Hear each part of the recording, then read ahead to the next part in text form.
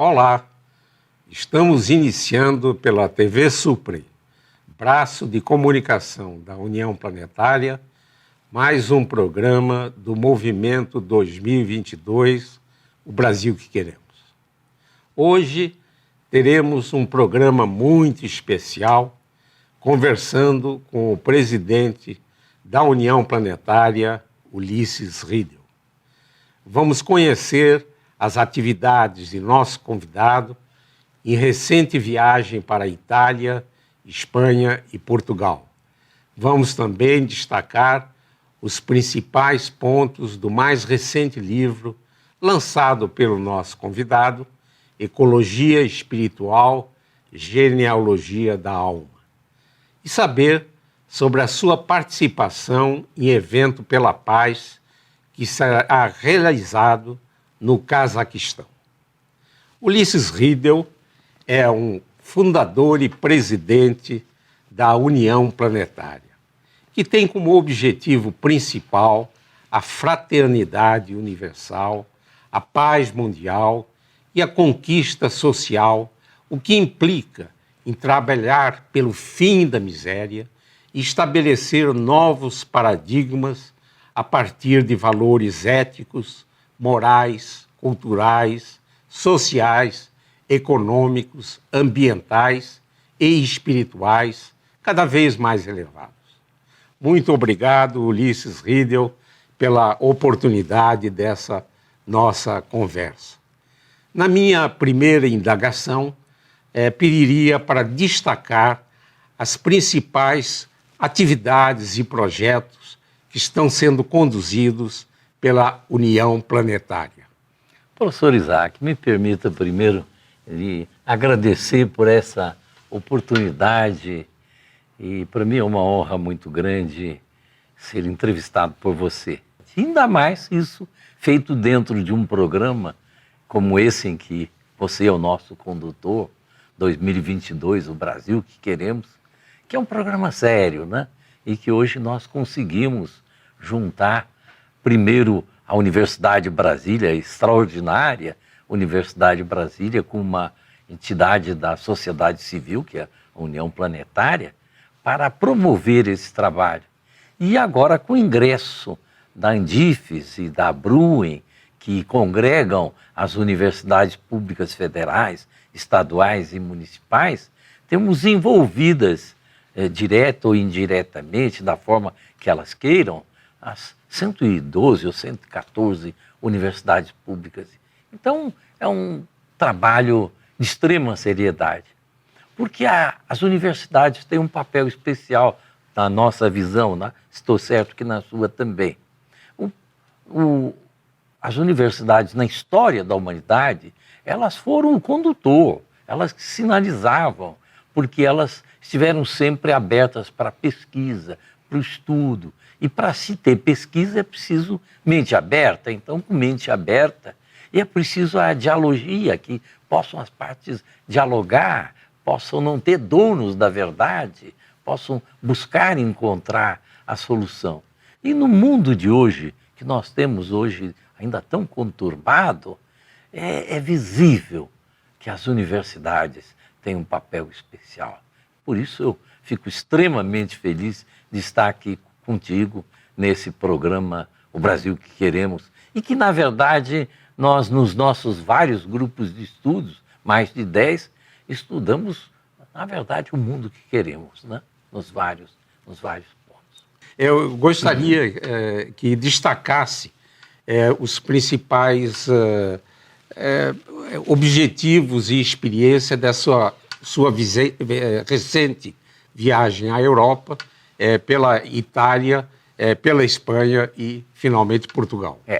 Foi uma viagem extremamente rica. Primeiro, nós aqui, a União Planetária, foi constituída, como é chamado o nome aqui local, de pontão de cultura. Tem os pontos de cultura e os pontos maiores. E nós fomos credenciados pelo Ministério da Cultura como um pontão de cultura. Esse trabalho nosso se faz dentro de uma interligação com muitos pontos de cultura existentes no território nacional. Na época em que isso estava mais efetivo, o dirigente da época, Célio Turino, ele levou um pontão de cultura para a Espanha, para a Argentina, levou um ponto de cultura para a Argentina. E lá um cardeal, tal de Bergoglio, um dia foi visitar, conheceu, ficou entusiasmado e, sendo levado à condição de Papa, ele buscou esse senhor, nosso amigo, Célio Turino, para que organizasse um trabalho junto ao Vaticano, com o objetivo de fazer muitos pontos de cultura no mundo todo. E foi feito agora, em Roma, em Castel Gandolfo, que é onde está a casa de retiro do Papa, onde está o Papa anterior vivendo, que está vivo. E foi feito um encontro em que ele envolvia duas coisas.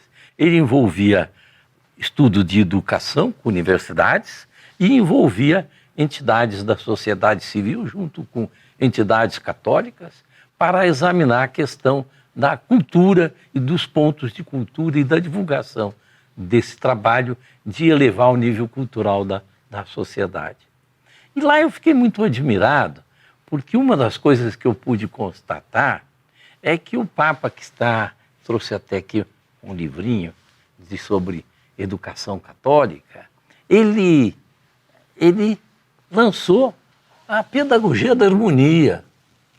Ora, nós trabalhamos aqui fortemente com a pedagogia das virtudes e ele lança a pedagogia da harmonia e baseada na sua encíclica Laudato Si, que trata exatamente do aspecto central da harmonia que existe na natureza, de que nem existe nós e a natureza, que nós fazemos parte da natureza e que, portanto, dentro dessa harmonia, nós temos que preservar a vida, preservar a harmonia. É o que a gente vem tentando fazer aqui com as nossas É a forças. prioridade da União Planetária. É a prioridade da União Planetária. A prioridade nossa é trabalhar por uma pedagogia de virtudes, que é uma pedagogia de harmonia, que envolve uma pedagogia de escuta, de a gente saber ouvir, porque quem não sabe ouvir não vai aprender nunca. Envolve uma pedagogia do diálogo, porque é preciso a gente ter capacidade de dialogar, porque ninguém é dono da verdade. Então, olha, foi fantástico. E, além disso, eu pude ver discursos feitos lá por eminentes figuras do Vaticano, dizendo das universidades. E aí dentro daquela linha do professor José Pacheco, que nós temos apoiado aqui, que é preciso mudar a mentalidade do ensino, que o ensino não pode ser de decorar e de saber dados, que o ensino, de uma certa forma, foram palavras que eu vi lá, assassinam as mentes criadoras, que as mentes criadoras têm que estar abertas para ir além e não ficar condicionada ao conhecimento antigo. É claro que é importante o conhecimento antigo. Me lembro de uma vez ter ouvido alguém dizer que a sua sabedoria era porque ele estava no ombro dos gigantes do passado. Quer dizer, é verdade, nós temos que conhecer Platão, Sócrates, Aristóteles, temos que conhecer os grandes pensadores do mundo, mas nós temos que ir além, não podemos ficar condicionados, eles disseram isso e ponto. Nós temos que verificar o que é possível fazer para fazer esse mundo gênero. Então foi fantástica a minha experiência lá. Bem, de lá eu fui para a Universidade de Salamanca. A Universidade de Salamanca está comemorando 800 anos de existência. O Brasil nem sonhava em ser descoberto e a universidade já estava inaugurada. Ela que foi criada em 1218. Então, num contato nosso com uma doutora que está lá fazendo um pós-graduado e que esteve dirigindo o nosso Pedagogia das Virtudes, que é a doutora Noemi Salgado, ela organizou de fazer parte dessas comemorações o 30º Seminário Pedagogia das Virtudes. Em vez de tourada, um seminário. Em vez de tourada. Pedagogia das Virtudes. Olha que beleza, né? Ao invés de tourada, um seminário Pedagogia das Virtudes. Isso fazendo parte dessas comemorações. E ela organizou que eu seria um dos oradores e colocou outros doutores importantes, renomados, autores de livros. Esse dele é um deles, que lançou o livro La Paideia Universitária en la Fiesta de la Ciencia, quer dizer, mostrando o papel das universidades na festa da ciência, que é exatamente de a gente conhecer o mundo que vivemos. E para mim o que houve de muito interessante e fantástico, para mim extremamente fantástico, é que depois do seminário nos convidaram para um jantar, o que é normal, mas nesse jantar queriam saber bem o que era a União Planetária. E depois de tomar conhecimento do que é a União Planetária, manifestaram o desejo de fazer a União Planetária na Espanha. Olha, que coisa linda. E com isso, nos pediram os nossos estatutos, nós já fornecemos, e nós estamos em contato permanente com a perspectiva de ver se ainda esse ano nós fazemos a inauguração da União Planetária de Espanha. Eu estarei viajando para lá, devo estar com eles para verificar se há alguma coisa mais a aprimorar, para ajudar que isso realmente aconteça, agora no próximo mês, para que a gente examine essa viabilidade. De maneira que foi algo assim também extraordinário. Que lindo, Ulisses, porque estamos exportando a pedagogia das virtudes para a velha Europa. E isso simboliza, né, aquela visão de Dom Bosco, né, que aqui do Planalto Central a gente poderia ajudar a termos uma civilização melhor. E também a ideia do professor José Pacheco, que mencionou, de que aqui nós poderemos ter o desenvolvimento de um novo sistema de educação que abandone essa pedagogia do decoreba, né, e realmente faça com que as pessoas pensem, critiquem, inovem, criem. Né? Abra o espaço do poder criativo. Né? Exatamente. Nós vamos fazer um rápido intervalo e voltaremos já com essa conversa primorosa que estamos tendo com Ulisses Riedel. Até já.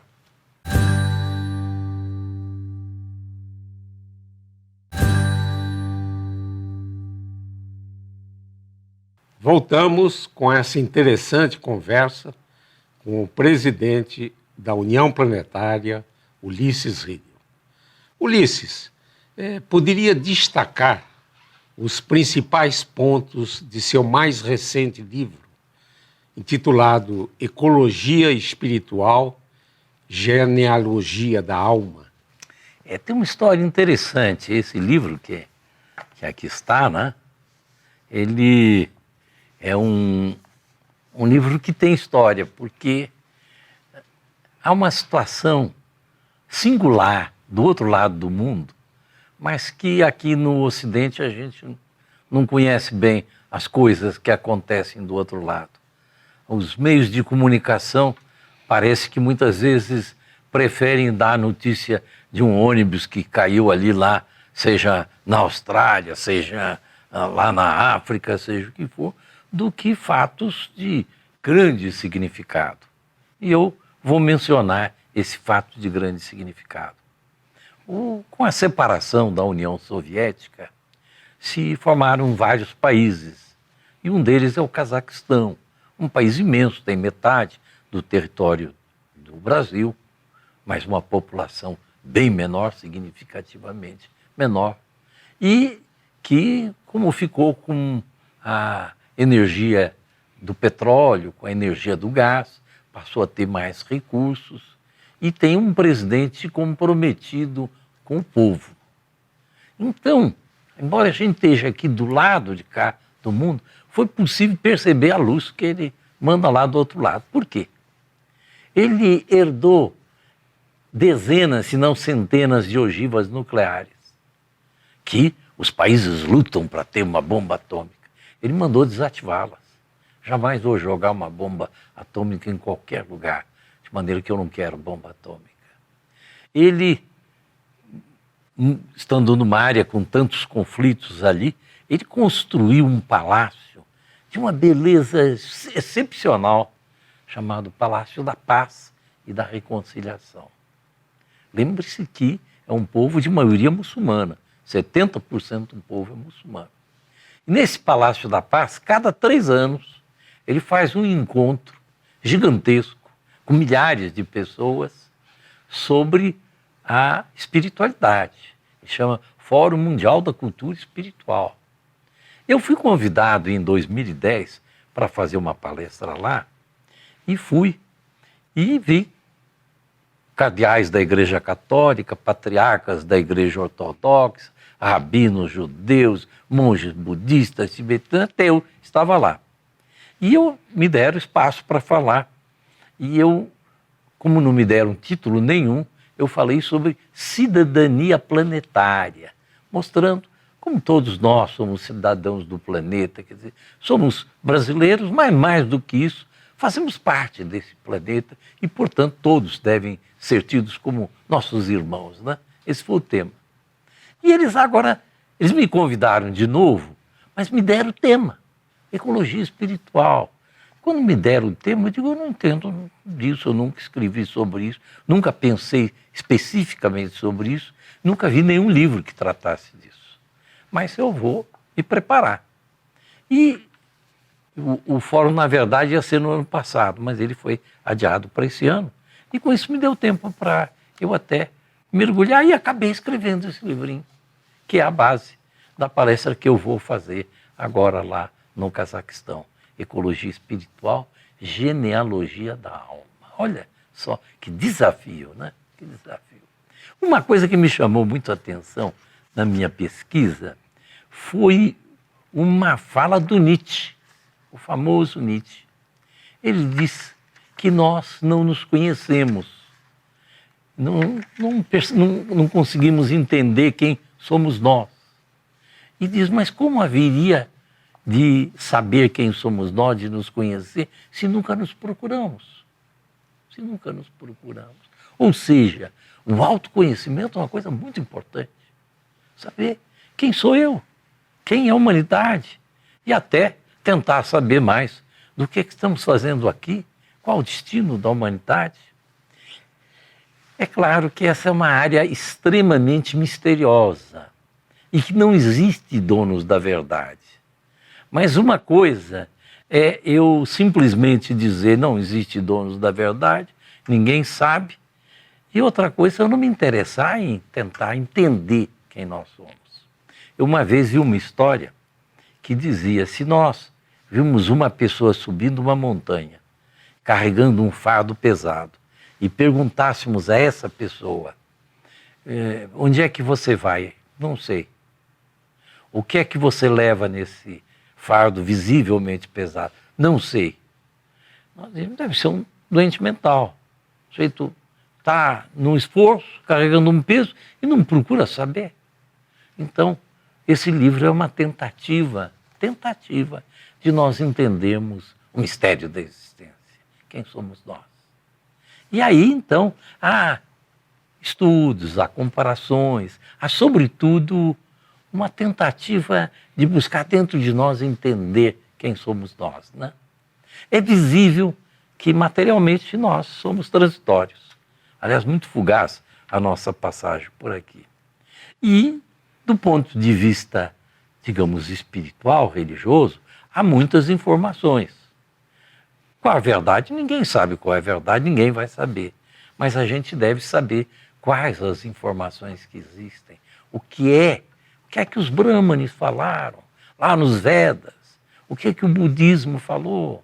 O que todas, desde Confúcio e de todos aqueles grandes filósofos do mundo, o que é o ensinamento do Cristo na sua essência, o que é o judaísmo, o que representa o judaísmo, o que representa o islamismo. E a gente vai verificar que todos têm uma sintonia muito grande. Todos trabalham por reconhecer que existe um mistério, mas que o ser humano, ele não é apenas a transitoriedade que nós vemos, e que existe muito mais, e que as relações humanas têm que ser relações de entendimento e, para não dizer, de amor, relações de amor, relações amorosas, que nós temos que buscar entender que somos nós que construímos o mundo do jeito que ele é. E que, portanto, nós temos que compreender a nossa responsabilidade individual, que a consciência coletiva entenda e compreenda a responsabilidade individual de cada um de nós, para, com isso, alcançar a consciência coletiva da amorosidade universal. Porque nós temos um mundo tão belo, né? Tão belo, tão belo. Cada dia, cada manhã é um esplendor. Cada manhã é um esplendor. E nós passamos sem olhar, sem ver. Nós, quando vemos uma pedra, achamos que uma pedra é uma pedra. Não, ela é formada de átomos. Esses átomos têm energia. E essa energia é muito mais do que uma simples energia. Tem inteligência, tem inteligência. Como é que um cristal de rocha, ele se cristaliza sempre na forma hexagonal? Onde é que está a sabedoria da pedra na cristalização dele sempre da mesma forma? Porque é que o diamante vem sempre do carvão, como as coisas estão interligadas entre si. Isso sem contar que devemos observar a beleza da criação.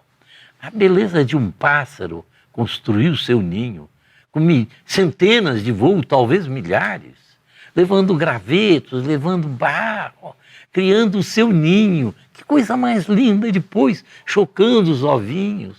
Quando nascem os passarinhos, vindo buscar alimento e trazer alimento para aqueles passarinhos. Quando é atacado por outro animal, ele fica corajoso, forte, enfrenta o animal muito maior, muito mais forte do que ele.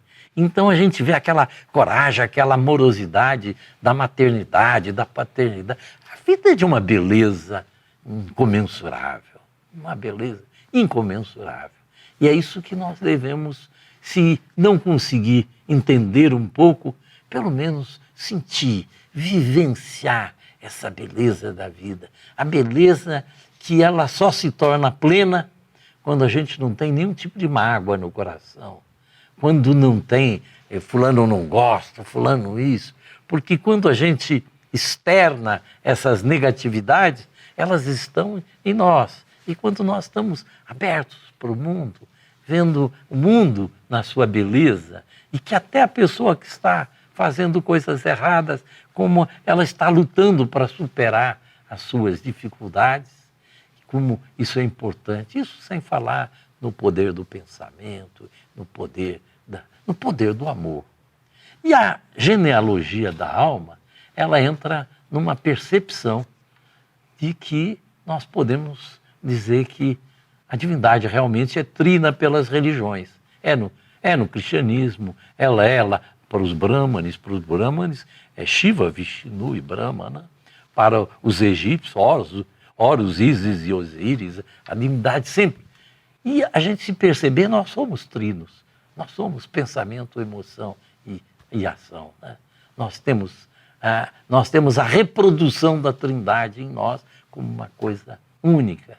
E que, portanto, a nossa vida, ela corresponde àquilo que as religiões têm apontado, de uma forma geral, todas elas, como essa manifestação cósmica, ser sábia, ser extremamente forte, extremamente harmoniosa. E ela representa a vontade, a sabedoria e o amor como elementos fundamentais. É uma investigação aonde, como dizemos, não existe donos da verdade. Nós não escrevemos uma verdade porque não conhecemos a verdade. Mas a nossa pesquisa de entender. E dentro dessa pesquisa, nós somos microconsciências da própria consciência cósmica. O que é consciência cósmica somos nós. Nós somos uma reprodução disso. E aqui tem um ponto interessante, mas aí, nesse programa, pelo menos, não haverá tempo para isso, de que eles pediram que nós apontássemos marcos teóricos e práticos. E eu, então, vou apontar só os 3 primeiros marcos teóricos que apresentamos e depois, pelo mínimo, o último prático. Nós vivemos numa manifestação com leis imutáveis e eternas. Da mesma forma que nós conhecemos a lei da gravidade, ela é universal, ela é cósmica, e todas as leis da manifestação cósmica, elas são imutáveis e eternas. Existe inconsciência em toda manifestação, seja em graus diferentes, mas existe em toda manifestação, existe consciência. Por isso que a gente vai entender até de um pequeno bichinho que a gente vai atrás dele, ele foge, ele tem a sua consciência que é rudimentar, mas tudo tem consciência. A ameba tem consciência, tudo tem consciência. A terceira, o espaço e o tempo sempre foram infinitos e eternos. Não existe um momento que o Big Bang criou o universo. E antes dele não existia, ele sempre existiu. E sempre existirá. O Big Bang é um instante da criação do universo. E eu diria um quarto, que a criação é um processo de cada instante. Não existe um momento que criou e agora está criado. Não, a criação é de cada instante, de cada momento. E para concluir, eu diria o que trata do aspecto prático. E que o último prático diz que é preciso construir uma união planetária com a sábia e poderosa energia do amor. A sábia e poderosa energia do amor é que pode nos libertar de um mundo de guerras, do mundo de autodestruição. Eu vou ler a última frase, diz: é preciso edificar uma organização social em que reine a justiça social, a democracia da partilha, da cooperação, do amor, da compaixão, da espiritualidade, em que todos os povos, todos os seres humanos possam, em comunhão, celebrar e vivenciar de mãos dadas a fraternidade universal, reconhecendo a sacralidade da vida. Ulisses, é um privilégio ouvir esses comentários sobre o seu livro, né? Realmente, você é uma pessoa singular, um verdadeiro humanista. Eu resumiria essa parte final de análise de seu livro, né, dizendo que o amor é o caminho para que a gente conquiste a felicidade pessoal e coletiva. Né? Ulisses, gostaria de agradecer muito essa nossa conversa e voltaremos a esse assunto depois da sua volta do Cazaquistão. Eu é que agradeço. Foi uma alegria muito grande para mim ser entrevistado por você, Isaac. Esse e outros programas do 2022, O Brasil que Queremos, podem ser acessados no canal YouTube da TV Supre. Voltaremos a nos encontrar em uma próxima oportunidade. Até lá.